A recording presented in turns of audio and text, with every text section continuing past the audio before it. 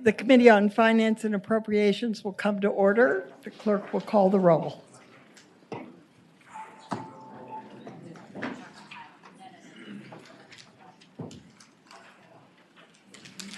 You have a quorum, Madam Chair. Thank you, Mr. Clerk. We have a couple of bills that I would like to deal with up front. One is Senate Bill 766, Senator Barker's bill. That has no fiscal impact, so it need not be here. I'd welcome a motion to report. Motion to report. It's been moved and seconded that Senate Bill 766 be reported. All in favor, record your vote aye or nay. 16 ayes, 0 nays. 16 ayes, 0 nays, the bill's reported. Senator Reeves has 1052, which is one of the charitable gaming bills. He would request that it be carried over for the year, consistent with some others.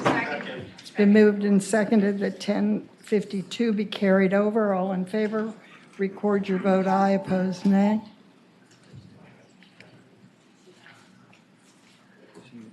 Sixteen ayes, 0 nays. 16 ayes, 0 nays. Next is Senate Bill 880. That is a bill we had last year. Last meeting. Getting punchy. And we would like to bring that back so we could carry it over for the year. So if there is a motion to reconsider. Okay, it's been moved and seconded. We consider the vote on Senate Bill 880. All in favor, record your vote aye, opposed nay. 16 ayes, 0 nays. 16 ayes, 0 nays. The bill is being reconsidered. Senator Locke. For carrying it over for the year. Senate Bill 880 deals with school counselors and the ratio for school counselors. And I would simply ask that we not carry that over for the year. Okay. Would you ask that we put the clause on it? Well, I don't, well, I would ask that the clause be placed on the bill. It's been moved. Is there a second to put the clause on Senate Bill 880? It's been moved and seconded. Yes. All in favor of the amendment signify by saying aye. Aye. Any opposed? Okay. And now Senate Bill 880 is in front of us. And with the clause, I move that it be reported Is there a second? as amended. It's been moved and seconded that Senate Bill 880 as amended be reported. All in favor, record your vote aye. Those opposed, nay. 16 ayes, 0 nays. 16 ayes, 0 nays. We have in front of us 3 bills that I hope there is a compromise on dealing with peer-to-peer vehicle sharing platforms. Those are Senate Bill 749, 750, and 735. Senator Newman. Madam Chair, I was just told that there was white smoke, and having done a little research into the bills, because I was worried that I was going to actually have to vote and there wouldn't be white smoke, I think, is it in order to make a motion to roll the bills in then into Senator Newman's bill? That would Yes. be helpful, yes. Okay. Yes. Thank you, Madam Chair. Are you making? That would be my motion, Madam Chair. That's what I meant to say. It's been Thank you. moved and seconded that the 3 bills be rolled together into Senator Newman's bill. Okay. And that the 3 chief patrons' names be listed. All in Him favor, twice. record your vote aye. Those opposed, no. Sorry, one second. The machine's catching up.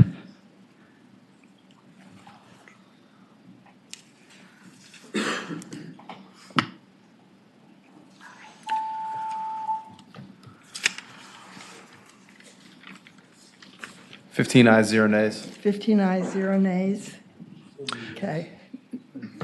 Madam Chair, these bills came to us from a study that was done by the DMV at our request. It addresses a situation where you have peer-to-peer renting that is going on today. We are not regulating it, and we are not capturing any of the revenues. The bills before you, both from John and I, were seeking to regulate them, to require insurance so that the carriers would actually have insurance on them, much as we did with the Uber and Lyft legislation, and also indicate that we would recover the tax. We have now reached an agreement with all the parties, at least all the known parties. There was a group that included the insurance group, the trial lawyers, some of the platforms, and others that were more in favor of my bill. There were others that were in favor of John's bill, including the rental car companies. They have all come together. There was some opposition or concern from, there was a fiscal from tax, which I think has now been addressed, and also the automobile dealers and a few others had some concerns. Because of what I'm going to tell you, I think all of those concerns are gone. In general, what we've come to is the biggest item that helped with some of those groups is we are not allowing any large fleets to come in. The largest item that'll come in is if an individual or company had 10 and no more. And if they have more than 10, if they have 11, they're going to be taxed and treated as if they're a rental car company at the full 10%. The bill that we have today will have a rate that'll start at 6.5 in the first year, but then go to a permanent 7%. Madam Chair, we believe that this will bring in a good bit more revenue to the Commonwealth than what we currently have. There is also the opportunity now to bring in about $2,100 per vehicle on a constant use basis for a vehicle that is worth $30,000. Currently, there is no vehicle sales and use tax paid by the rental car company. There's no tangible personal property tax paid, and there's no annual license fee paid. This vehicle will require all of those taxes to be paid. Maybe I'll break and let Senator Cosgrove speak. Senator Cosgrove. Thank you, Madam Chair, and just like what he said. Actually, I'm glad there was a peace in the valley on this. All the interested parties did come together, and you know, and any bill that's acceptable, nobody's going to get all they want. Okay, so but at least this bill, we're going to take care of the peer-to-peer. We're going to tax it correctly. Commonwealth's going to get the regulated share that it should. So I hope you'll approve the bill. Thank you. Senator Norman. Senator Cosgrove or Senator Newman, does this now restrict a manufacturer from bringing no more than 10 cars in? Yes, sir. As a peer-to-peer type of venture. I'm sorry? Go ahead. You're exactly right. John's right. Yes, unless they're willing to come under the 10 cap, which is true. Anything over the 10 cap, Senator Norman, they will have to pay the full freight and be treated as if they are a rental car company. Madam Chairman, is there any way Further for, knowing a little bit about the car business, is there any way to create a subsidiary company to allow them to just bring in more than 10 under a guise of a different? I don't know the answer to that. Maybe All right. someone else can. I know the answer. That's all right. Thanks. Madam Chair, there is a substitute that accomplishes the peace in the valley, if you consider that. Okay. Move the adoption of the substitute. It's been moved and seconded the substitute be adopted. All in favor signify by saying aye. Aye. Any opposed? That's it. Okay. So Senator Marsden. Thank you, Mr. Chairman. Senator Newman, Senator Cosgrove. So this was designed for, people, the guy going overseas to lease his car while he's gone, he's on duty, or somebody who only uses his car a little bit to be able to rent it to someone else. But what would happen if you're allowed to have 10 cars and you live on a residential street? I haven't read the substitute. I hope maybe this was covered, but does that mean that someone's going to park 10 cars in and around my home because they now have a business of renting 10 cars out to people on peer-to-peer? Mr. Chairman, do you mind? I think the answer to that is that there would be a locally a local matter for the local jurisdiction to decide how many cars could be there. The other thing, Senator Morrison, is that this bill was not patterned after somebody that's going overseas. This was patterned after the Airbnb method. Madam Chair? But could I help with Senator that? Marsden. Also, there's language, particularly in the substitute, that the local governments, to help them come along, that allows them to restrict that in any of those settings like what you just said. Madam Chair, my concern was for years, we have tried to solve the problem of townhomes near single-family homes, and everybody in the townhome, they're blue-collar folks struggling, they have a lot of work vehicles, and they park them over in their neighbors' in front of their neighbors' homes who have more parking space on the street. And we were always told, that those are public streets. Those are VDOT-controlled streets. You can't control who parks there. And I don't know that local government is able to do anything other than a special parking zone or something along those lines to do that, because I think what you're opening up here is the ability to put 10 cars on the street. Now, I don't know how localities would legally be able to control that, given that they're VDOT streets. I didn't know this. The individual from the local governments indicated that this would not override any local zoning. So if the local zoning did not allow that type of business in that area, it would not be allowed. If I could make an Senator Evans. observation, thank you, Madam Chair, and Senator Newman can correct me if I'm wrong. It's my understanding that these peer-to-peer things are already happening right now. So whether you have one car that you rent out your car or whether you had 10, it's already happening. Now, and my understanding is that most people don't do 10 with this model, but I can't speak to that for sure. Madam Chairman, if I might answer the Senator Evans. Basically, you're right, this is existing now. We're not really collecting any of the tax, whether it's the 10% or the 6% or the 7% right now.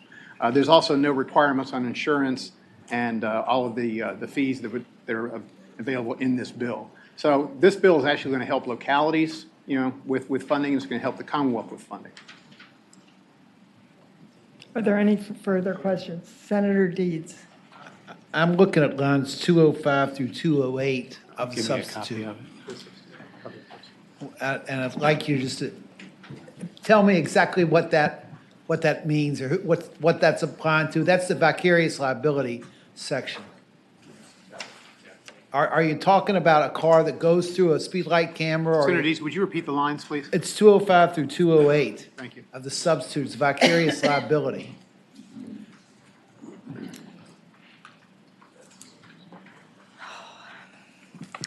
Mr. Chairman, members of the committee, Nicole Brenner with Reed Smith on behalf of General Motors and Maven. This came out of the DMV stakeholder process. It is part of the NACOIL National Conference on something on insurance legislation. It is part of the model legislation on peer-to-peer. There is a similar provision for rental cars. It's called the Graves Amendment or the Graves Amendment. I'm trying to remember things from 6 months ago. So this is modeled on that, and it was some. Well, Madam Chair. Senator Dees. Just explain to me, does this apply in a situation where, I'm driving one of these peer-to-peer cars, I'm involved in a car accident, the owner of the vehicle can't be sued because of this? Or does it apply if I'm running through a red light camera and that takes a picture of the license plate and then sends a bill to the owner of the car? Which situation does it apply in? It is only for something where liability is imposed solely based on vehicle ownership. So it is the latter of what you're talking about, like photo enforcement. Not the former, okay. Madam Chair, just helpful. Senator Newman. The hardest thing may have gotten to get the insurance guys right, because your insurance is not going to cover once you get on the platform, nor does Uber today. The platform or whoever's doing this has got to put the insurance on it and got to cover it, and that's what Chris's group kind of required us to do. Chris, did you want to speak to that? Just very quickly, this does not eliminate any coverage. It just shifts it over to the platform. And the platform takes care of it almost exactly like what we did with Uber. Thank you. Okay, Senator McClellan. So just to restate that differently, for the entire time that someone is using the car during a peer-to-peer moment, which supposedly you'll click on an app to say, I'm now doing peer sharing. The owner of the car will not be liable for anything that happens. Correct. While the driver is driving. That's correct. Okay, thank you. Okay, is there a motion on the bill? There are no further questions? Second. It's been moved and seconded that the substitute be reported. All in favor, vote aye. Opposed, nay.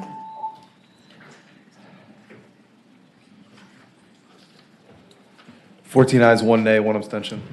14 ayes, 1 nay, 1 abstention. The bill's reported. Next on the sign-up list is Senator Lewis. Oh, Madam Chair. Madam Chair, I have one bill before you today, and that's Senate Bill 855. Madam Chair, 855 seeks to establish a licensure and regulatory regime for a small loan product of $3,000 or less. Madam Chair, I'll defer to however you want me to proceed. This was litigated twice extensively in Commerce and Labor with many of the same members of this committee now that I'm looking down the dais. And I can present it all again, or I know it was sent here for a fiscal overview, and I think the fiscal impact is undeterminate. I will point out that should this bill pass, the first license would not be applied for until October of this year. So give us some time to review that piece of it, but I'll leave it to the committee as to how you wish me to proceed. Would staff like to speak to the fiscal impact? Do we have any other bills from the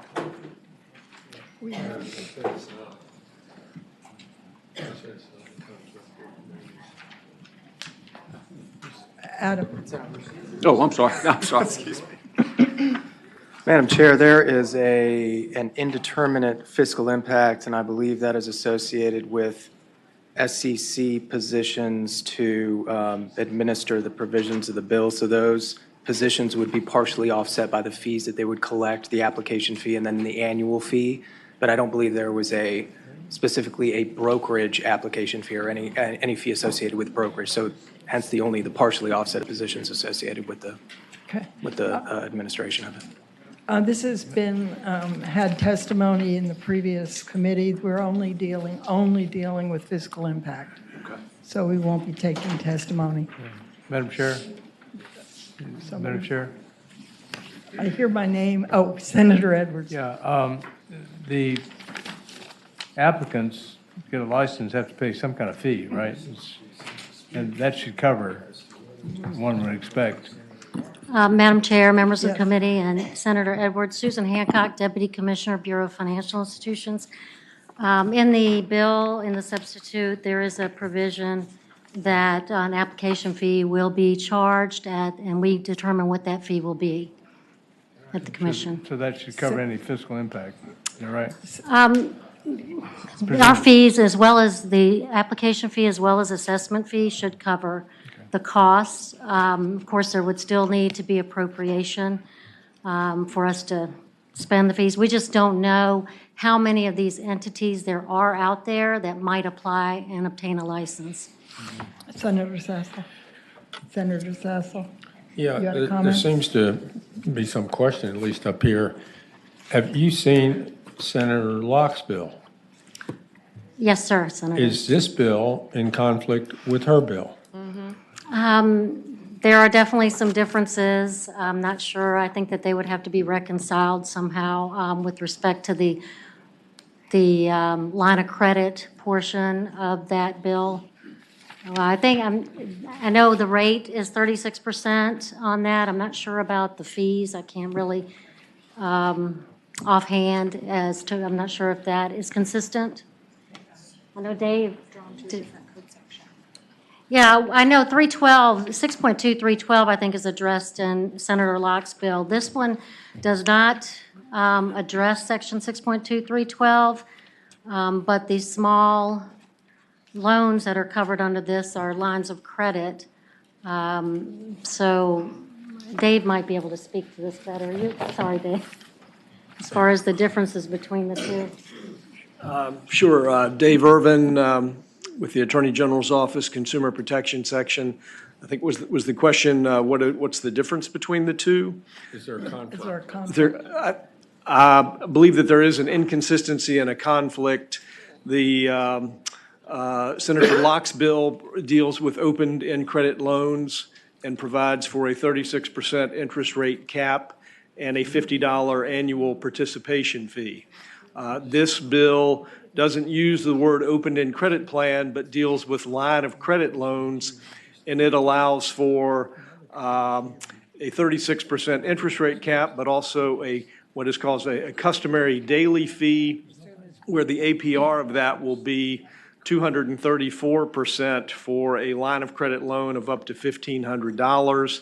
And I believe it's 198% on a line of credit loan between $1,500 and $3,000. So they both deal with the same topic, line of credit loans, but they use different terminology.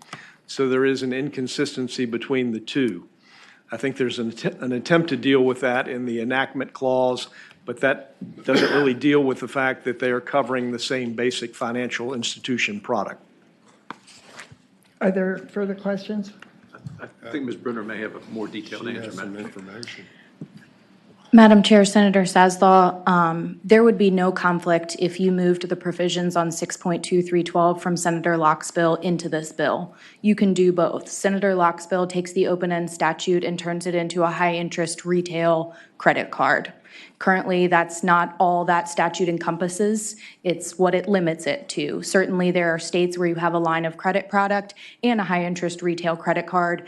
That's like saying you can only have one closed-end product. Payday's closed-end, title's closed-end, consumer finance is closed-end. Those aren't inconsistent with each other. You can have more than one kind of the same or similar things. They're not in conflict. They're drawn to different code sections. I think what you're hearing as a conflict is a policy decision for you to make. Madam Chair. Senator McClellan. Thank you, Madam Chair. And I guess to that point, if you want all, small lenders that were covered under Senator Locke's bill to be covered under the provisions of Senator Locke's bill, this creates a carve-out for one type of lender. And so if you want a policy decision that says everybody plays by the same rules, this would be in conflict with that policy decision, correct? Madam, are you asking me? Yes. So my understanding of some of the provisions that are in Senator Locke's bill is that they're based on existing industry that's already been licensed and regulated in Virginia, and where you've been receiving annual reports from the Bureau of Financial Institutions about what's been happening with that industry, and that's not the case for this industry. Follow-up question. Senator McClellan. If you are concerned about lenders, let me flip it the other way. If you are concerned about consumers who get a short-term loan for one amount, and then because of ultimate interest fees, they are paying multiple times what that original loan was for. If you want every lender that is part of that business plan to be covered by the same rules, this is inconsistent with that policy, right? Madam Chair, Senator McClellan, Senator Lewis's substitute has a one loan at a time requirement. And I would state that if you do want consumers to have access to this credit, the majority of the lenders that you'll see under that bill will not be able to serve the population that the members of the association that I represent serve. 85% of our customers are subprime lenders, 620 credit scores and below. Those will not be served under that bill.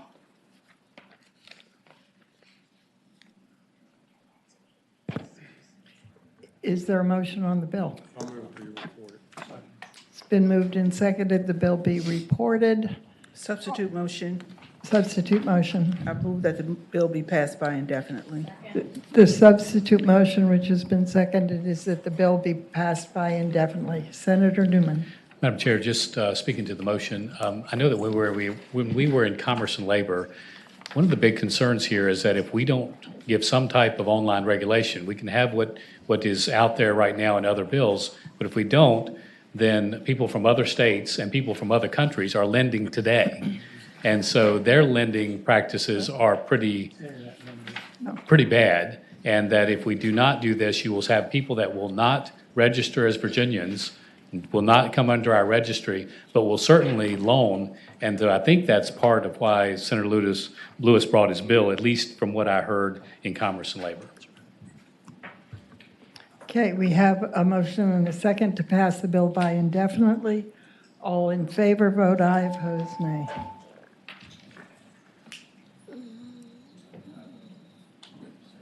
Seven ayes, 9 nays. 7 ayes, 9 nays. The bill is not passed by indefinitely. Is there another motion? Which was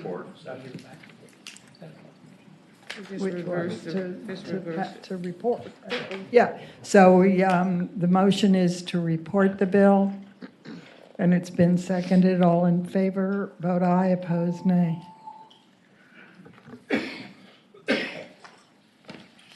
Ten ayes, 6 nays. 10 Thank you, Madam ayes, Chair. 6 nays. The bills are reported. Thank you, Madam Chair. Thank the committee. Okay, next on the sign-up list is Senator Favola. She's got another, would you do your not the balanced billing bill, but the other one? I'm going to strike the other bill, Senate Oh. Bill 866, so that might be very easy for you. Okay, there's the patron request that 866 be stricken. It's been moved and seconded. All in favor, vote aye. Opposed, nay. Okay. 16 Now- ayes, 0 nays. I believe Senator Barker also has a bill. One of the frustrations is when a committee of origin sends conflicting bills up here. We are not supposed to be dealing with the substance, so I'm just saying I'm not happy. Okay. Oh, Mama dear. ain't happy. Oh, dear. I was going to offer 2 line amendments, but if you want me to No, we'll deal with it, but just in the future, this is not the way it's supposed to work. Okay. The problem is, actually, this is such a serious issue. It is. And patients are suffering as a result of our not having done anything. We have to do My something. hope is we will do something, but when you have conflicting things, it's kind of difficult. Yes, Senator Norman. I am equally as unhappy as Mama. And I think part of it is, and it's not just unique to this committee, is that on a number of occasions where we've got competing legislation, the Committee of Origin does not want to make a policy decision, and I don't mean this derogatory from a partisan standpoint, particularly if they're of the same party. And so we are reporting 2 bills out without the Committee of Origin making any policy determination on it. And I would just say, Madam Chairman, you need to work it out. Or the Committee of Origin needs to kill one of the bills and only send one to Finance. Do you want us to go back to the Committee of Origin? We don't meet anymore. We don't, nobody meets again. Okay. So this committee's got to So- decide it. Let's see if we can come to a conclusion. I'm not at all sure we can, but let's hear the 2 approaches. Well, in an effort to make my bill more perfect, I do have two line amendments, and they're probably before you.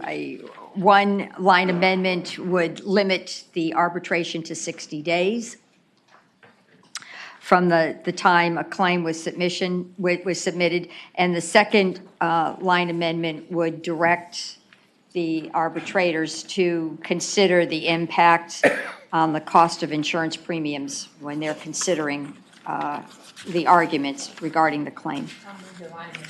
Okay, the line amendments have been moved and seconded. All in favor, say aye. Aye. Any opposed? Okay, they're adopted. Okay, as you mentioned, my bill is a bill that would prevent patients from receiving surprise bills if they were to go to a hospital or a provider out of their insurance network. I have worked with the Virginia Poverty Law Center. The Commonwealth Institute for Fiscal Analysis has also been involved in conversations regarding this bill.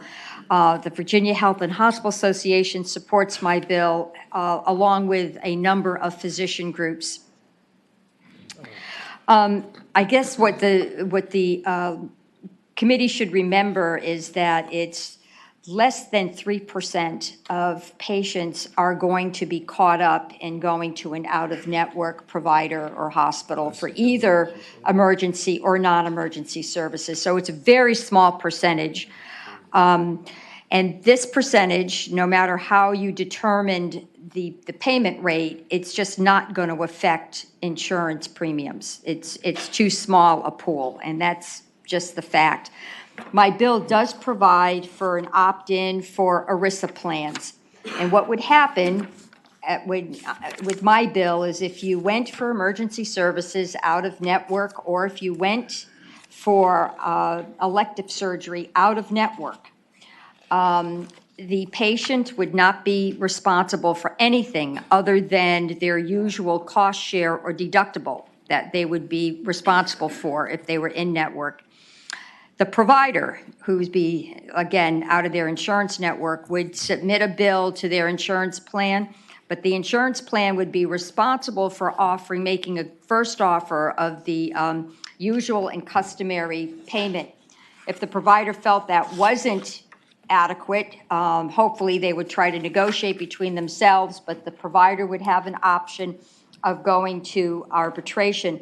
What my bill does is it directs the State Corporation Commission to actually set up regulations for arbitration, and it lays out certain factors that a arbitrator needs to consider. And those are listed on lines 304 through lines 310. And then, of course, we made some amendments. And the goal would be to have this determination made within 60 days. Both New York and Texas have moved to an arbitration model. New York has had it longer than Texas. New York's model has been in place for 3 years. And as it turns out, over the 3 years, the healthcare world has figured out how arbitration would probably work, and they have been submitting fewer than 3,000 claims a year. So it sort of regulates itself. You should know, though, that 43% of the decisions in the New York arbitration case were made in favor of the insurance plan, of the health plan. 24% were made in favor, 24% were made in favor of the provider, and 33% nobody claimed success, or everybody was unhappy. So, so that sort of has been the way things are going. We think we've got a fair approach. I'll be honest, Senator Barker will come up with an approach that's different from mine, but again, the Virginia Health and Hospital Association and the doctors are strongly opposed to the approach that Senator Barker is going to present. And of course, Anthem is strongly opposed to my approach as well. So having said that, I'll defer to Senator Barker. Thank you very much, Senator Favola. Bill 767. I have Senate Bill 767, and go over several things with that. Respecting what you said earlier about the Finance and Appropriations Committee not making the policy decision, but focusing on the fiscal impacts and how that would play out, I would largely do that. Clearly, there are many more people who would be covered under my bill than under Senator Favola's bill, so it would actually be more comprehensive in terms of addressing this situation. It also would provide incentives for providers who are out of network to join the networks, whereas hers in many instances would do the opposite. But to focus on the fiscal situation, the fiscal impact statement that was rendered on my bill said that there is no state fiscal impact. And what they say is that the out-of-network payment levels required by the bill are consistent with the rates currently covered by the state employee health insurance plan for such out-of-network services. Therefore, there is no expected fiscal impact. However, on Senator Favola's, there are fiscal impacts that are noted, and that does not, and because of the timing of things, her bill was amended, just effective yesterday, to include arbitration, which would, I think, greatly increase the fiscal impact both to the state and to health insurers and to the consumers who have these types of things. The fiscal impact statement quoted several things that have been referenced during the study that was done last year, and the actuary for the Department of Human Resources Management at the state level projected at a fiscal impact for out-of-network providers, this is related to the state employee health plan, from $150,000 to $250,000, and the cost for participating network providers would likely range between $3.5 million and $7 million. So these are not insignificant cost impacts there. Part of what they anticipate is what's happened to some extent in other states, that if you set the payment rates high in what you have here for the out-of-network providers, the payment rates go up for in-network providers, because the insurance plans have an incentive to try to keep them in the network, even if it means increasing the costs that are delivered there. The actuary for the State Corporation Commission also weighed in and projected the overall cost for emergency services delivered by out-of-network providers would increase by 30% from a currently allowed cost. And then in aggregate, as it related to the facilities providing outpatient services, the increase would be between 25 and 45% for overall services. Now, those are on those that are affected directly by the out-of-network providers. Obviously, Senator Favola is correct. The overall impact in the market is not extraordinarily huge, but it is certainly very large as it relates to us at the state level in dealing with these types of things. In addition, the Senator Favola's bill changed with the substitute that was presented yesterday, and with that, it included arbitration. The arbitration process, and she referenced New York and Texas have arbitration processes, and there are some significant issues with those. The big catch on all these types of things is that the state's employee benefit plan is self-funded. And so the costs that are incurred, whether it's through out-of-network providers, through increases in in-network providers, or arbitration costs, will be directly assumed by the state. So it's not something that would be passed off to somebody else. It would be something that we would directly deal with that. As indicated, the cost impacts are significant there. One of the real concerns is that the way they've set it up, it says there will be an initial payment offer made to the health plan, to the health provider. But if that's not acceptable, there will be negotiations that clearly go only in the direction of going up. And if it is taken to arbitration, there are significant arbitration costs. And part of what was referenced yesterday by some of the attorneys, Senator Obenshain and Senator Surville, was that these costs that are incurred when you go to arbitration are not insignificant. Likely, in most situations, there are standard things that are set up by a National Arbitration Council, and you generally have significant fees for filing for arbitration, significant costs for the cost of the arbiters. And part of what is significant about Senator Favola's bill is it basically says the two sides split that. So if there's a state employee who has something out of network, the state plan offers a payment level. If it ends up going to arbitration because the provider took it to arbitration, even though the state did not initiate that, they would still pay half the cost, which in many instances could be at a minimum in this situation of at least $2,500, if not substantially more. So there are significant differences in the two bills as it relates to state fiscal impact. These impacts also carry over to direct consumers, in that if the arbiter, when you go to arbitration, they increase the payment rate. If you haven't paid your deductible, the consumer pays all of that difference. So they would pay that there. If it's not, if they met their deductible requirement, then they would pay the co-payment rate on that. So the consumers would actually be making higher payments as well in this situation. I do have a substitute that has a couple of minor changes. It eliminates a sunset that had been proposed initially, and it adds in another a section with that where we addressed a concern that the Bureau of Insurance had and dealt with that. So, is there a motion to adopt the substitute? It's been moved and seconded the substitute be adopted. All in favor, say aye. Aye. Any opposed? Okay, the substitute's adopted. Madam Chair, I have a question. May I ask a question? What, Excuse me. Okay, so everybody's explained their bills. Yes. Let's have questions for the patrons. Senator Norman, then Senator Edwards. Senator Bark, I wouldn't pretend that I have even a sophomore understanding of these issues, much less the in-depth knowledge that you have, but I'm really more confused than I was a few minutes ago.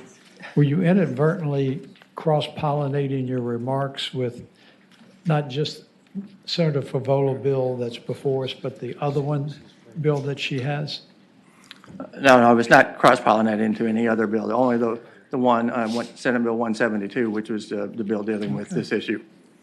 So- Senator Edwards. Yeah, Senator Barker, don't you think after you've had a few arbitrations and people figure out what the usual customary, what the price would be in that region for different categories of services, that people are going to figure that out and you're not going to have that many arbitration? Because you have decisions that are made and people. I understand the logic, but the experience in both New York and Texas is that initially there were a certain number of cases that came in arbitration, and those numbers have continued to go up year after year. So there are a substantial number of arbitration cases. There's a significant backlog in the Texas situation, and among the issues that are incurred with Senate Bill 172 from Senator Favola is the use of the term which you used here today of usual, customary, and reasonable. That's not something that's defined in her bill or anywhere in the code. Well, Madam Chair? And so basically it invites arbitration. Actually, it's a legal term Yes. that you can figure out what usual, customary, reasonable. We have, you familiar with Virginia health information? That's very helpful, at least with some categories. And I've used it in court in cases involving the charges. And it's in the region, it can be very useful. But there also, the usual, customary, reasonable is a fact-specific thing, yes. There's no kind of legal term, legal definition, other than it's been used in court, and it does have a legal definition, even though it's fact-specific in terms of people testifying to what it is. I would just like to respond to an earlier question. Yes. Madam Chair, Senator Edwards, we do have data, and I think Scott Johnson can bring it up, that shows there has been a reduction in claims submitted in the New York model. In fact, there were fewer than 3,000 claims recently because there has been this sort of leveling out.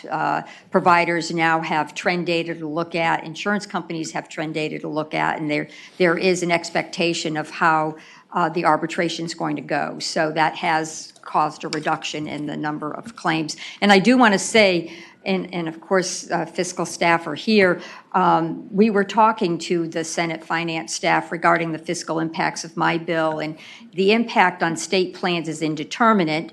And remember that for the elective surgeries, plans are, for the most part, the patient is going to be made aware of which provider's in network and which hospital's in network. So it would really just be those few cases of emergency care that state employees may be having to access that would be out of network. But we were told that staff would not be needed at the State Corporation Commission to contract out contracts with arbitrators to handle the arbitration portion of my bill, and the actual impact on the state insurance plans was indeterminate. But if I've misrepresented that, Mr. Tweedy, I'm sure will be able to correct me. Just to further muddy the situation, Senate Finance staff has another proposed substitute that may get rid of some of the conflicts. And Mike, if you could go through that. Oh, can we? I guess we can. And what is this supposed to do? I'll explain it.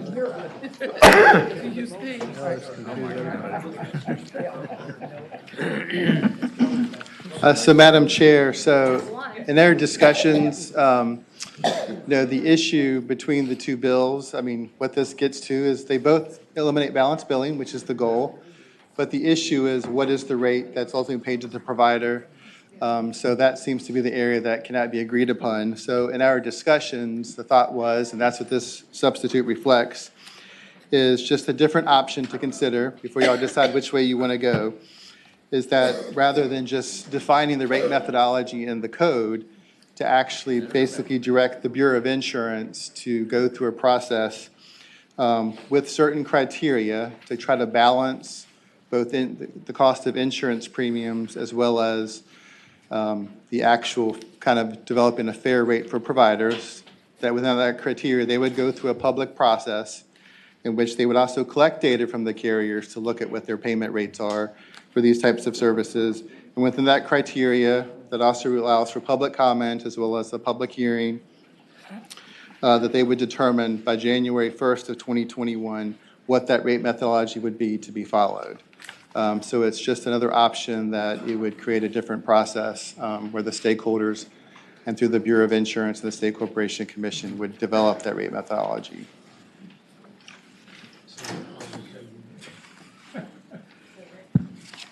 And if I'm understanding you, Mike, then we would not have a bill this year?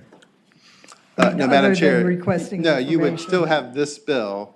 The bill would still, the prohibition of balance billing would take effect January 1st of 2021, which is by that point, the regulation, the Bureau of Insurance would have issued the regulations for the rate methodology. Okay, thank you. Are there questions for Mike?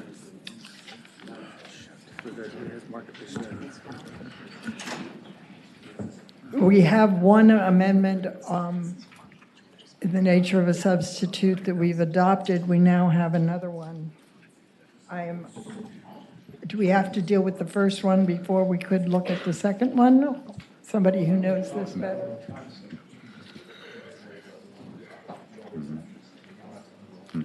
All right. Madam I'm Chair. told we don't need to unroll it. If we would like to take the staff substitute, we could just lay it on top. But that's, we still have three options. Madam Chair. Senator Hanger, then Senator Norman. Thank you, Madam Chair. I have a comment and a suggestion. I'm sure there will be other suggestions. My comment is, I tried to force this issue last year. It didn't work, in terms of having the parties come together to resolve this issue. It's been with us a long time. And what I see here are the Commerce and Labor kind of punted. I don't think it would be a problem for us to essentially punt either and advance neither or both. And I would suggest we advance both, and what the staff has worked out here may ultimately lead us in the direction of a compromise. But even if we advance two bills that actually got all the way to the governor's desk, I think he makes the big money. He could make a decision about which one he wanted to sign. At any rate, that's where I'm at, Madam Chair. Oh, dear. In the meantime, there would be a lot of work on compromising, is where I'm getting at. Yes. Punt. But, my main concern is that something get out this year. People cannot continue to. Madam Chair? Yes, If I Senator may. Vogel. This is a really big issue, and it's been an issue for my constituents for years. I have not carried legislation. I'm not a health policy expert, but I really hoped that this year we would do something. And my concern is that if this committee punts, and then it gets to the floor and we punt, and it gets to the governor and we don't resolve it, that we'll be back again without a solution. And so while I understand Senator Hanger's point, and I think that anything where we encourage an ongoing discussion is almost always a good policy and leads to a better result. In this case, I just approach that with some degree of trepidation because I think we have some good, really good policy before us. And I would hope that this committee would embrace something akin to Senator Frivola's bill because I think that is good policy. And I think it's good for patients, it's good for hospitals, it's good for physicians. And I would like to make that motion, Madam Chair. Madam Chair. Well, she can make a motion, but. Your motion was it's been moved, Senator. Madam Chair. Reporting Senator Frivola's bill has been moved and seconded. Senator Newman. Madam Chair, I'm going to make a substitute motion, and the reason is because when you look at what Mike has come up with, this is something that both sides probably don't like. I think if they came up today, they'd probably say they don't like it. But what it does is it gets the Bureau of Insurance to actually get in there and find out what the numbers are. And so I think what Mike has put together is, to me, probably the best that I've seen yet, looking at all sides, and I imagine both sides don't like it, but I do believe it also is a point that they could force both sides to come to agreement. I think if we were going to do one thing in this committee, it would be to finally carve out of-network billing, which should not be in this, and we should only be dealing with balance billing. That's the only thing that we should be dealing with. But right now, both are intertwined in all the other ones. So my amendment, Madam Chair, substitute would be that we go with the committee substitute. Madam Chair. The one that says 1111. Senator McClellan. Thank you, Madam Chair. I think, we have heard. Excuse me, I forgot. Was there a second to your motion? I'll second that. Okay, Senator McClellan. So this is basically a fight between the providers and the insurance companies, and the consumer is stuck in the middle. And we've all heard both sides, but someone that hasn't had a chance to talk yet today in response to this committee substitute is the consumer.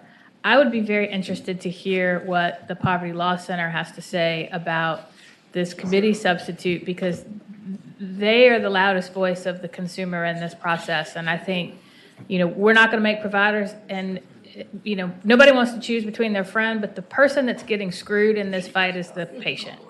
Okay. And so I'd like to hear what they have to say.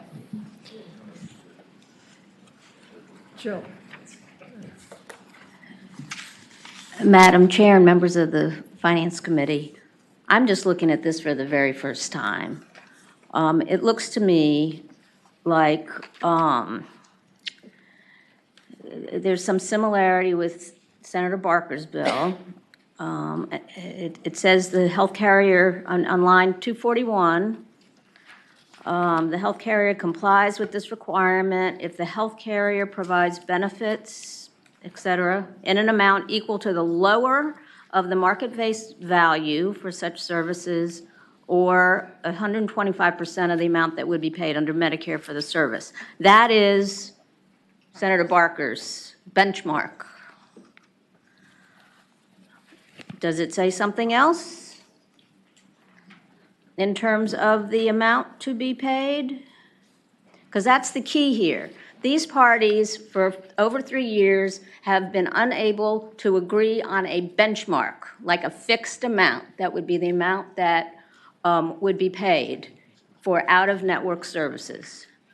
That's why I've been working with Senator Favola to come up with arbitration. If the two parties can't agree, let's go to a third party to force them to a decision.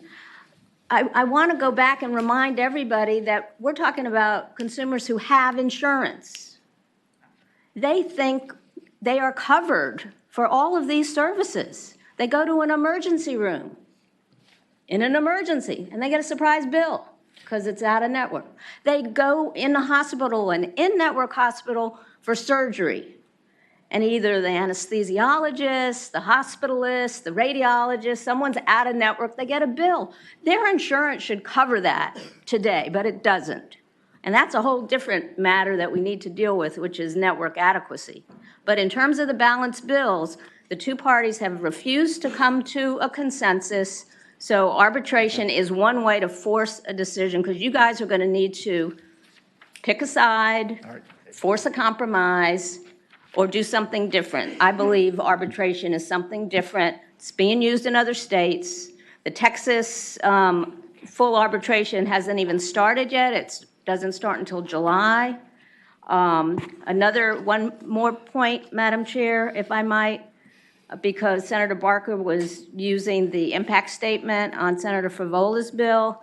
He didn't read the very last sentence of the same paragraph he was reading from, that says the overall impact is expected to increase between 0.1 to 0.3%. This is a slice of the market. And I really, I mean, if it costs people more money, if it ends up raising some costs for insurance, of course I don't like that. I believe the plans people are paying a lot of money for right now ought to cover all these services. So let's get the consumer out of the middle, and the parties won't agree, so you're going to have to push them. Madam Chair, Senator Peterson. and I, with all due respect to the lady that just spoke, that's not what consumers want. Okay, mandatory arbitration is the last thing you want as a consumer. Well, they're out of it. They're out of it. Well, I'm They're out just of telling it. The you. arbitrations between the insurance and You the can talk about provider. arbitration. I would much rather have a baseline that's out there and is defined as a consumer. The idea that you're going to have an arbitration is going to be pro-consumer is, The well. patient. Madam Madam just Chair. speaking for a group now. All right, we have three proposals in front of us. Senator Vogel, I don't know where she went, Matt, moved Senator Favola's, no, Madam Chair, you had someone from the Virginia Public Law Center. If you want an alternative viewpoint from someone who represents a lot of consumers, Doris Kraus-Mays is here from the AFL-CIO. Okay. And is involved in this issue. So, Madam Chair, members of the committee, I stand here, first of all, I do want it to be known that we do like Senator Barker's bill. I will commend Senator Favola in trying to work on a compromise. The issue is, for us, the arbitration.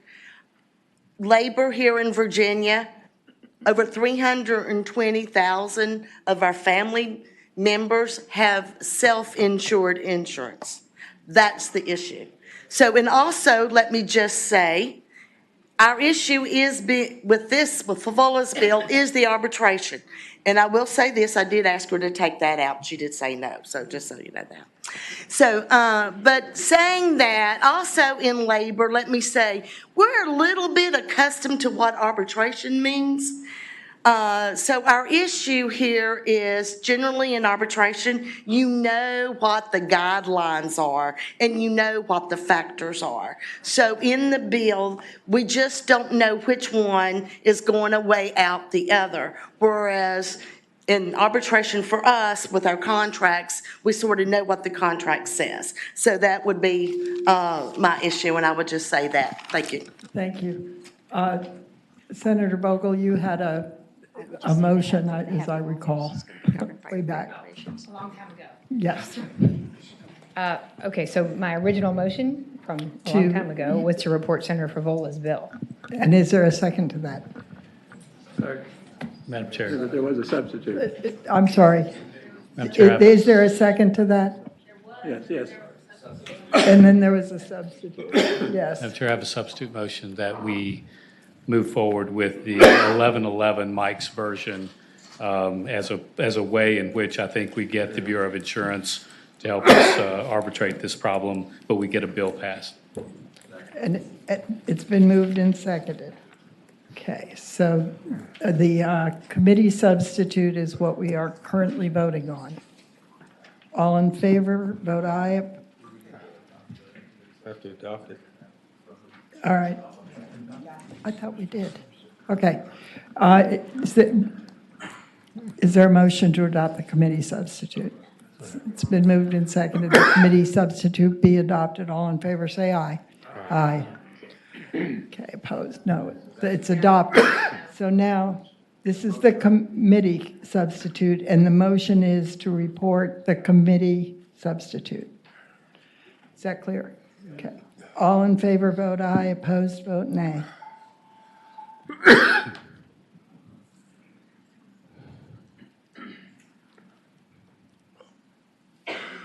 12 ayes, 4 nays.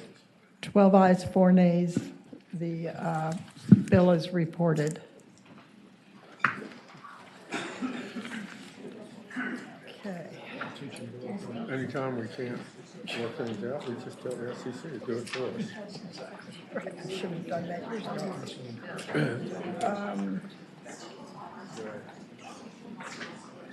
Hello, sir. All right. I think we're now on committee members' bills. Senator Eben. Yes, thanks, Madam Chair. This is Senate Bill number 11, the plastic bag fee. And we had a substitute that we were discussing last week of a 5-cent statewide tax on plastic bags alone. And that was a substitute that I believe was adopted last week. And I would move that we report it. Second. It's been moved and seconded that the. Madam Chair. Senator Newman. So, I got you. I guess everyone's got the sheet, right? And Madam Chair, I would like to withdraw my version, but I would like to make a substitute motion that Eben Plan B be our vehicle. And I'll explain why, Madam Chair. It's got most of the things of Eben Plan A and Peterson, but it is a local option, if you see on your list. It doesn't require everyone else to follow unless they want. It gets his request that there be 2 cents for the first 2 years. It also moves that to 1 cent for the retailers after the first 2 years. And, Madam Chair, to me, this is one that allows a locality that wants to do it, but it doesn't force the entire rest of the state into this process. Madam Chair. Senator Peterson. And if I could speak to that, and with great respect to Senator Newman, I think, we spent a lot of time wrestling with this, and it's my impression, speaking with the business community, that you're either going to do this or not do it. And if they're going to have to, introduce the software and the collection efforts and the administrative oversight in order to do it, we need to do it statewide. And we've been wrestling with this for about 10 years. I think we're at the point where we can put it up there and people can vote up or down. Okay, I'm sure we all have our preferences, but the motion is that Eben Plan A, as it's called here, the Eben-Peterson plan, that bill be reported. I would have a substitute motion that we have Eben B. There's a substitute motion. It's been moved and seconded that Eben B be reported. Is there discussion?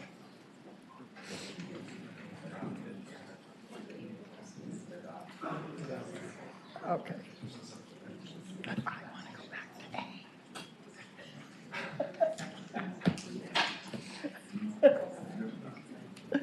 Okay, so we need to adopt the substitute for Eben Plan B. No. I don't think we have that in front of us yet.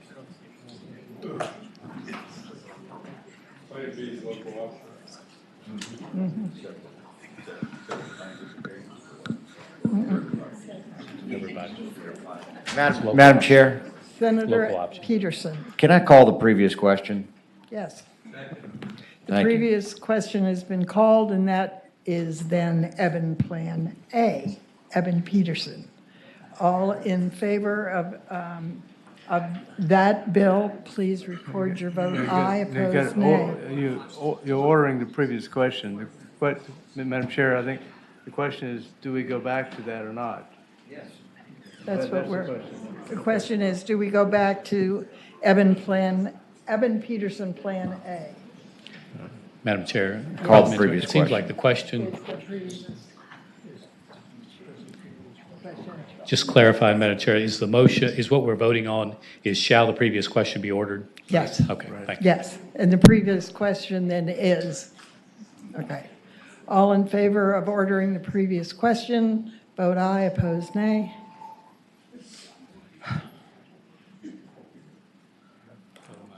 Eleven ayes, 5 nays. 11 ayes, 5 nays. The previous question is called. The previous question is to report the Eben-Peterson Plan A that's on your chart. Do we have that copy? Yes, ma'am. Yes, we do, okay. All in favor of reporting that, please signify by saying aye, opposed nay. No.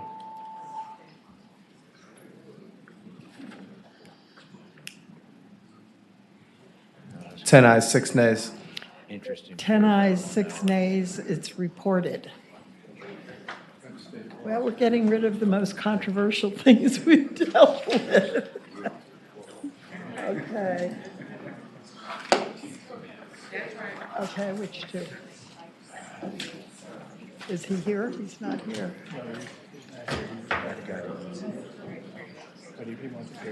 Okay, we have Senator McPike's Bill 387. He had to leave, but has asked that it be carried over for the year. It's been moved. Is there a second? And seconded that 387 be carried over for the year. All in favor, vote aye. Opposed, nay.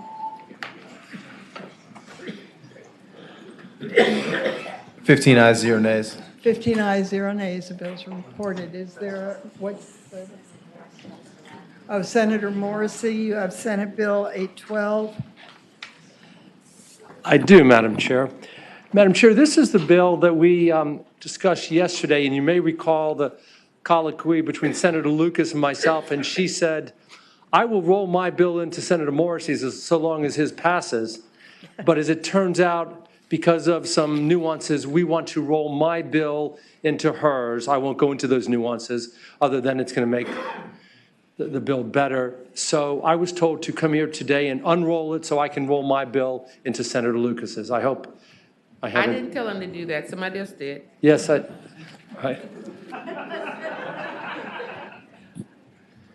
So, Madam Chair, to be a little bit clearer, I got a message, thank you very much, Senator. I got a message from the Attorney General's office that suggested that the better approach would be to roll my bill into Senator Lucas's bill, and I was told that if we do that, there will be no fiscal impact. So. but does anyone know what Senator Lucas's bill number was? Because it's Yes. not. Yes, my bill number is, I have it right here, 201. Okay. So. Senator Norman is shaking his head. He's.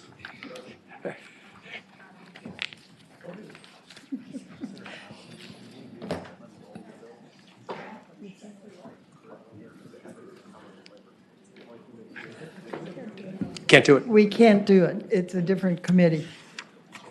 All right, very well.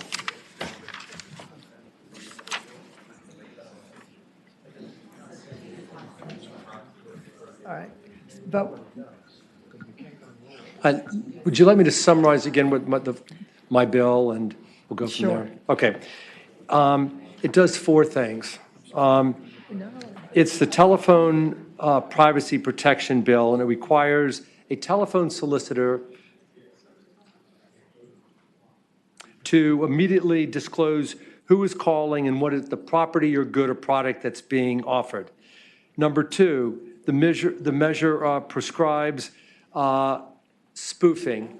Spoofing means putting a Virginia number to what is normally an out-of-state, out-of-country telemarketer. That's prohibited. It also, the measure requires that the Virginia Department of Agriculture and Consumer Services set up by January 1, 21, a do not recall registry for subscribers.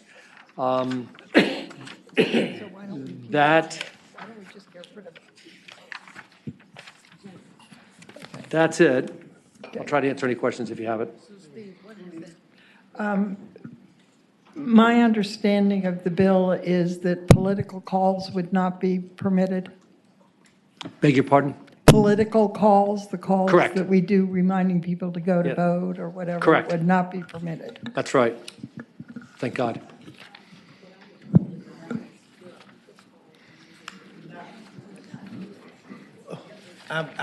Madam Chair, would not be.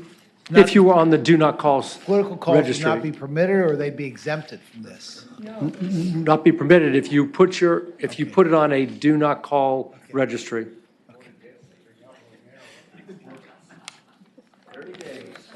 Madam Chair, Senator McClellan. just to clarify that, if you're on the federal do not call registry, or is this creating? The Virginia. This would be a Right, Virginia.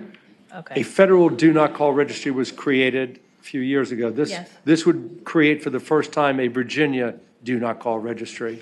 And yes, if you were called in that registry, it would prescribe political calls going to you. Madam Chair, Yes, Senator McClellan. is that the only difference between who would be permitted to call someone on the Virginia registry versus the federal registry? A couple of the nuances, you would immediately announce who you are, and this bill, I think, is also different than the federal registry, and that it prohibits spoofing. And there's, I can go into the weeds a little bit more if you want me to. I know what that is. Madam Chair, question for Yes, staff. Senator McClellan. I recall we had a bill, isn't spoofing already illegal in Virginia? Let me give you a little history. I know what spoofing is. I thought we had a bill to address it. We did. In March, last year, a bill was introduced by then Senator Black and then Delegate Bell. And that bill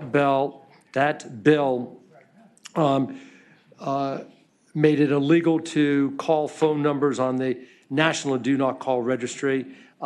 This goes further. and creates the Virginia Do Not Call Registry. The other thing that bill did is it held both the telemarketers and the product that was being marketed, the manufacturer of that product, responsible. As I look at the notes, this has a significant general fund fiscal impact of more than $500,000 in this biennium. Balls on this bill. Yes. The clause has been moved. Is there a second? It's been moved and seconded. The clause be added. All in favor, say aye. Aye. Any opposed? Okay, is there a motion on the bill now that it has the clause on it? It's been moved. Is there a second to report it with the clause on it? It's been moved and seconded. Any further discussion? Madam Chair? Senator Hanger. I don't want to slow this down, but I thought, Madam Chair, that the senator represented that he had conversations that if we use the text of Senator Lucas's bill, there would not be a problem with the financial. Senator Hanger, I was told earlier, and I'm reading my notes from the AG's office, that if my bill had been rolled into Senator Lucas's, the exact language is that there would be no fiscal impact, and that the VDAC would not be involved. So I'm assuming Senator Lucas's bill did not create the Do Not Call registry through the Virginia Department of Agriculture. Is that correct? That's correct. Madam Chair, could I ask him a Senator question? Hanger. Thank you. And Senator Morrissey, are you in agreement with the text of Senator Lucas's bill? Yes. Yes. Madam Chair, I would offer a substitute motion then that we basically provide a substitute which encompasses the text from Senator Lucas's bill into Senate Bill 812. Okay, we have a substitute motion. Is there a second? It's been moved and seconded. Further discussion? All in favor, say aye. Aye. Any opposed? Is there a motion on the bill? See, you suggested it, Senator Hanger, in a more artful way than I did 10 minutes ago. I'm just trying to get out of here. Madam Chair, I would like to ask staff, does this still prevent political calls? If you're on the do not call list? Madam Chair? Yes. One Senator. question. So now, if my understanding is correct, Senator Morrissey's bill goes forward with the language in my bill on his, which takes away now the fiscal impact. Is that correct? Okay. So we're still dealing with whatever that number is. Madam Chair, can I? Yes. Senator The Dees. political calls, I mean, are they still prevented by this language? Yes. Senator Lucas, I am not sure, and I don't want to speak for you, Bill, but I don't know if your bill prescribes political solicitations.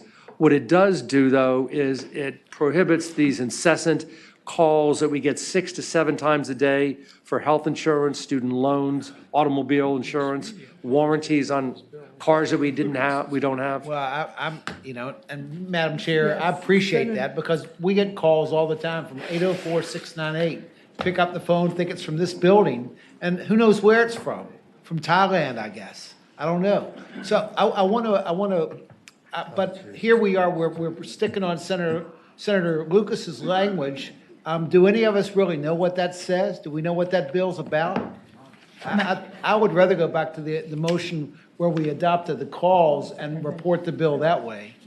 And if it makes sense for us to put Senator Lucas's language on that bill, we can do that on the floor. Otherwise, and see, it just seems to me the motion is one where we're adopting a bill in concept. Senator Norman. My bill has more meat to it, but as you said, Senator Howell, it also costs more gold. From a pragmatic standpoint, Senator Dees may be moving in the right direction. Senator Lucas's bill has come out of another committee and been reported. Mm-hmm. If we reported this bill and put the clause on it, and we found out we didn't like it, all we have to do is not fund it, and it's dead. Well, I don't think we want to do that. Senator McClellan. I'm not trying to slow the train down, but I just pulled up Senate Bill 201, Senator Lucas's bill, and it says that incorporated by Commerce and Labor, Senate Bill 812 Morrissey, 15-0. So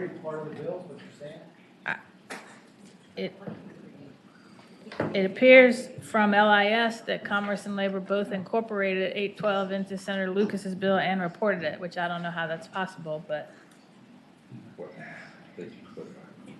what Senator Lucas's bill does, for those that want to know, would apply the current Telephone Privacy Act to text messages as well as telephone calls.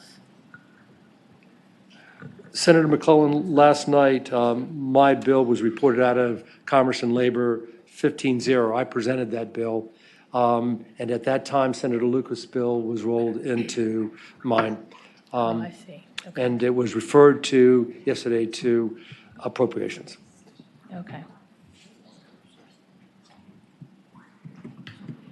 Okay, Madam Chair, I think the clearest way forward is to go forward with the calls. it's been moved and seconded that the clause be added. Further discussion on that? All in favor, say aye. Aye. The clause is added. And it's been moved. Is there a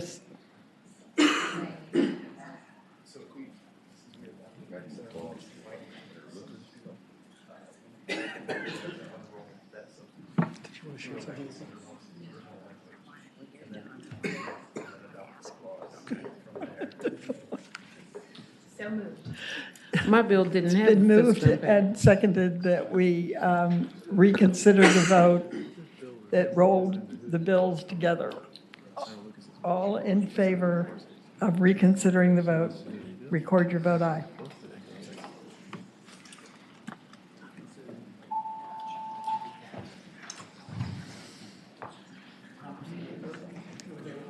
Sixteen ayes, 0 nays. So Now, we are unrolled. The two bills are- Okay, now we're in the original language, so we could have a motion to, Senator Deeds, your motion to add the clause. First, with Senator Lucas's bill be reported anyway, we haven't heard her after. Yes, it's, My bill was passed in another committee, but my bill didn't have a fiscal impact. His did. Okay, well then. But I didn't know that move at we the time. report we add the cause to his bill. Second. it's been moved and seconded the clause be added. All in favor, say aye. Aye. Okay, any opposed? Clause is added. Is there a motion I on the move to bill? report the bill as amended. It's been moved and seconded the bill be reported as amended. All in favor, record your vote aye. is it amended? Opposed, no. Madam Chair? 16 ayes, 0 nays. 69, 0 nays, the bill is reported. Chair. Senator Lucas. Yes, I'd just like to get some clarification from the attorney. Does that mean my bill is still alive, or is it floating around in cyberspace, or what? Yours is alive. It's alive here. Right. Your bill did not come here. Okay. Madam Chair, Senator Sasla. having voted on the prevailing side by which we passed out the substitute to 767, I would move we reconsider that vote. Was that your bill? Okay, we're reconsidering the vote by which we passed out 767, Which one's that? balance billing. Okay, all in favor of reconsidering, please vote aye. Opposed, nay. Okay. Okay, Yeah, I think they know. 767 Carry it is over. in front of us. 13 ayes, 0 nays. 13 ayes, 0 nays. It's back in front of us. Chair, I'm going to take my leave now. Yeah, Yes. yes, get out of here. And as I go out, should I I would- consider that I was successful tonight or not? Yes. You're successful. Yes. I would move now that both Barker's bill and her bill go by for the day. Madam Chair, So my Senate Bill 172 would go by for the day? Both of them. Okay. Madam Chair. I'm confused. Senator Newman. That's the worst, I mean, all respect to Senator Sapp, that's the worst possible scenario. We've got to fix this. There is an argument between one side and the other. The one that Senate Finance came up with, I think, will at least get both sides together and work on it. I remove that we pass the bill that we just passed before and let the two sides continue to work it out with the Bureau of Insurance able to come up with the numbers. I second that. It's been moved and seconded that the problem, Senator Sasslaw, is many people think this cannot keep getting delayed and delayed. I would like a vote on my bill Madam Chair. separately. We have a bill, we have a motion in front of us to report what was called the committee substitute. Madam Chair, is there some value in putting parts of my bill into No. the vehicle? Okay. Not at this point. Madam Chair. There's always the floor. Could we incorporate her as a chief co-patron, her number, and that way she's at the table? She doesn't want No, it. no, I've got an entirely different approach. That was the problem with having conflicting bills. Right. Okay. Madam Chair? Yes, Senator Hanger. Thank you. I think I know where the votes are at now, but I just wanted to share that from the observation of those that were in favor of Senator Vivola's bill, that the staff bill seems to be weighted more heavily in direction of Senator Barker's bill as a starting point. And so I think that's why the feathers are ruffled a little bit right now. Yeah, it's not an even starting point. But as I said, everything is amendable on the floor. Madam Chairman. Senator Norman. Once again, this is not an area I know anything about, but what was abundantly apparent to me is there seemed to be a great deal of misunderstanding about the characterization of the bills, and I would say that was on both sides of the issues. And I would never be so presumptuous to speak for my dear friend Senator Sasslaw, but I think that did have something to do with the motion that he was making, at least to get it back before us. Madam Chair? Senator Vogel. And just, I'd like to associate my remarks with Senator Norman's remarks, because I think that this is such an important policy discussion and so important. And regrettably, it's before the Finance Committee and not before the committee really that should hear and understand the underlying substance. But for us to vote this out and say, well, there's some misunderstanding and some misrepresentation, I feel very concerned about it. And I would regret us making a decision here that binds the parties in a way that we didn't intend, that none of the stakeholders intended to do, and that is ultimately not what we want to do for balanced billing or want to do for patients. Because it comes down to what Senator McCollum said, which is the people that are getting screwed aren't here to have people advocate on their behalf. And it really, really upsets me. And so I would hope that we would either pass it by or at least make a decision that is not as hasty as we're making right this minute. Thank you, Madam Chair. Senator Evans. I just want to point out in the committee that does have policy jurisdiction in this area, although it was only one more vote, Senator Barker's bill, I believe, had more votes than Senator Favola's bill. I wish we had the smarts to just pick one, but that's what happened there. And if we pass this bill and bring it forward to the other side, they have a bill, I believe, coming, and then it could at least have conference, keep this process moving on, that we have some more control in the conference, that we have equal representation. Okay, is there further discussion?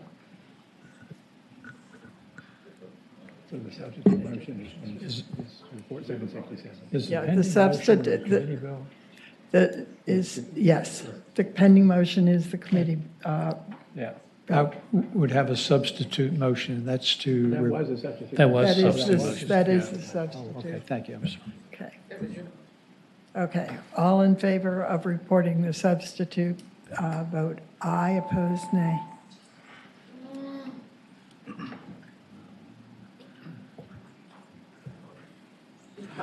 Eight ayes, 8 nays.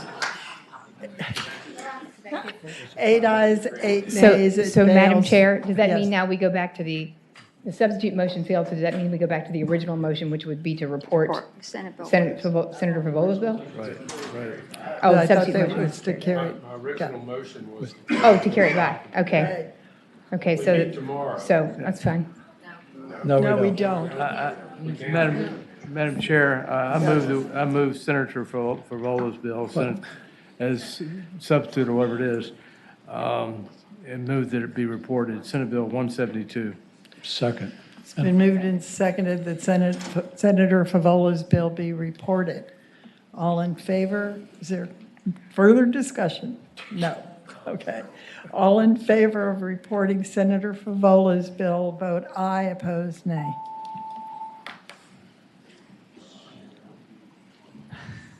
Ayes, 5 nays. 11 ayes, 5 nays, the bill's reported. Thank you.